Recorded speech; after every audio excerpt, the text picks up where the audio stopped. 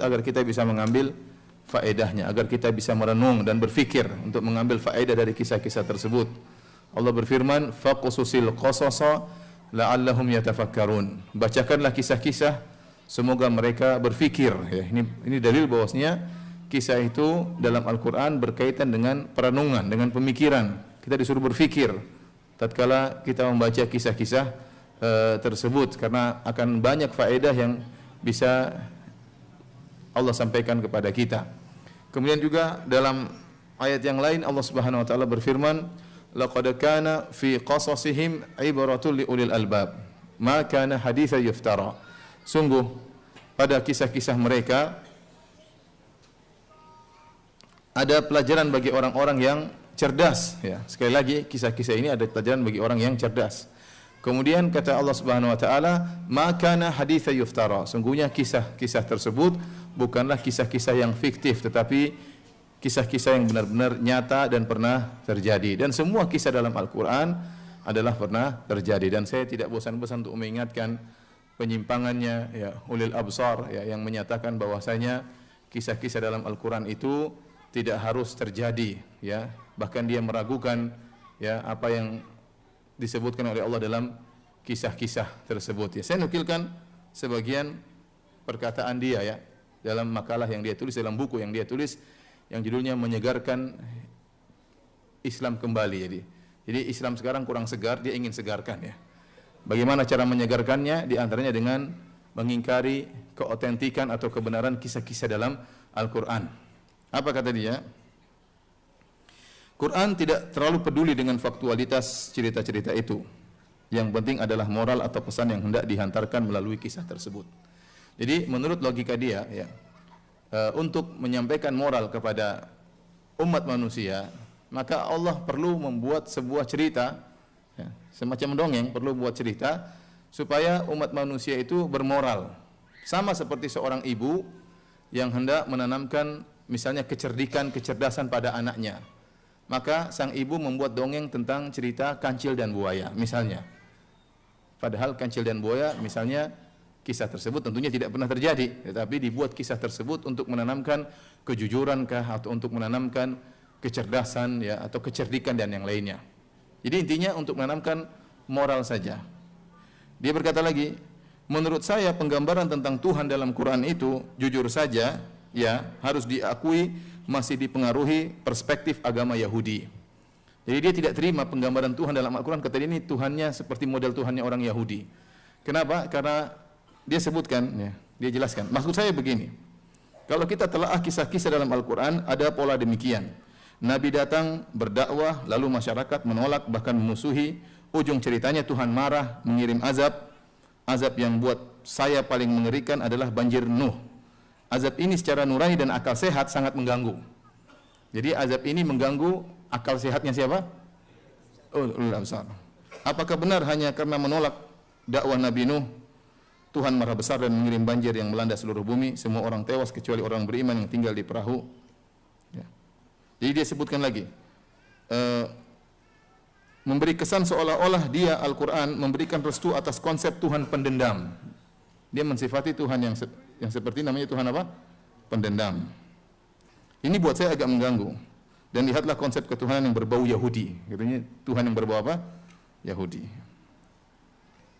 Dia mengatakan juga, kisah tentang penyeberangan Musa di Laut Merah misalnya atau banjir Nuh adalah kisah-kisah yang sulit dipercayai sebagai sesuatu yang pernah terjadi secara faktual. Kisah-kisah itu sebaiknya dipahami secara metaforis saja. Itu sekedar apa?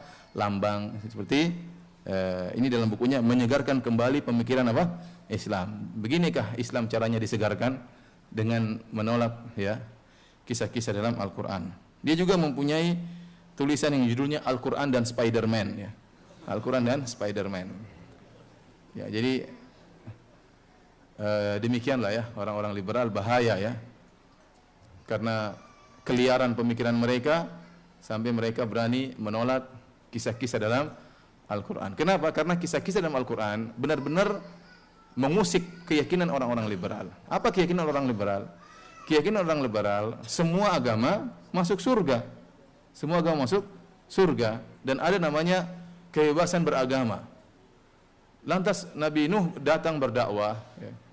Nabi Nuh mengusik umatnya suruh bertauhid, ya. Kenapa Nabi Nuh harus ikut urusan agama orang lain? Terus tatkala mereka tidak beriman, kenapa harus Allah kirim azab? Ini tidak nyambung menurut apa? Menurut konsep orang-orang liberal.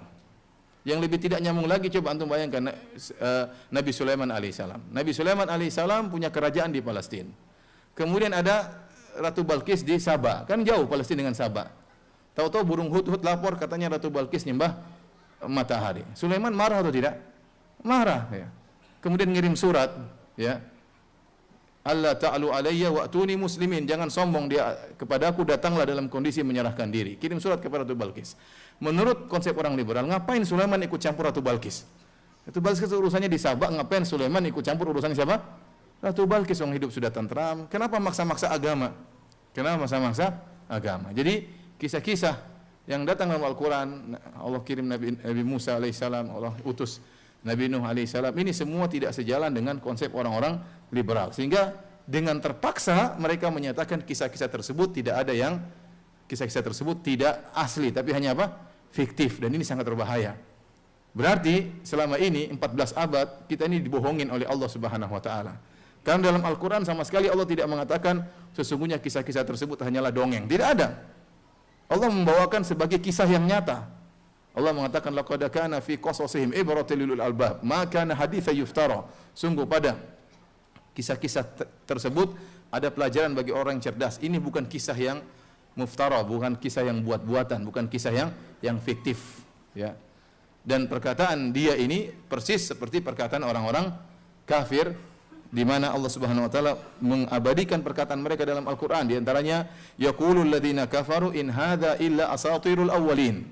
Berkata orang-orang kafir, sungguhnya Al-Qur'an ini hanyalah dongeng-dongeng orang-orang terdahulu. Persis perkataan dia.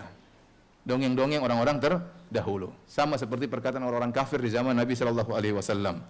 Allah juga berfirman, "Wa idza tutla alaihim ayatuna qalu qad sami'na Lau nasha'u laqulna mithla hadza in hadza illa asatirul awwalin." Kalau dibacakan ayat kepada mereka, mereka berkata lagi, sungguhnya ini hanyalah dongeng orang-orang terdahulu.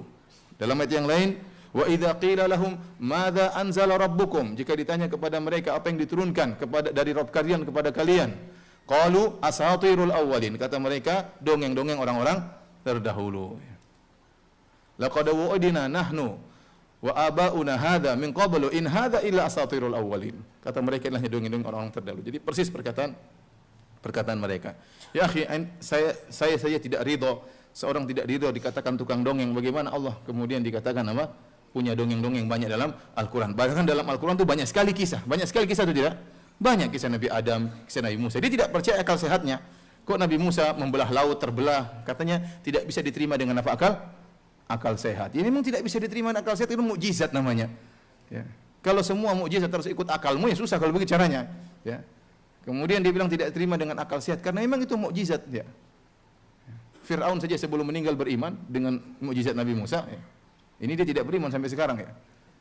Fir'aun beriman atau tidak sebelum meninggal? Beriman, tapi imannya tidak diterima. Tapi dia tahu bahwasanya itu benar-benar datang dari Rabbul Alamin. Namanya itu mukjizat. Oleh karena para hadirin yang dirahmati oleh Allah Subhanahu wa taala, hati-hati ini pemikiran sebagian orang liberal, karena kisah-kisah ini bertabrakan dengan apa yang mereka dengung-dengungkan tentang kebebasan beragama, bahwasanya seluruh agama adalah benar, seluruh agama mengantarkan kepada surga, ya. Kemudian konsekuensinya akhirnya kisah-kisah dalam Al-Qur'an dikatakan kisah-kisah dongeng-dongeng belaka seperti cerita Spider-Man, ya. Waliyadzubillah.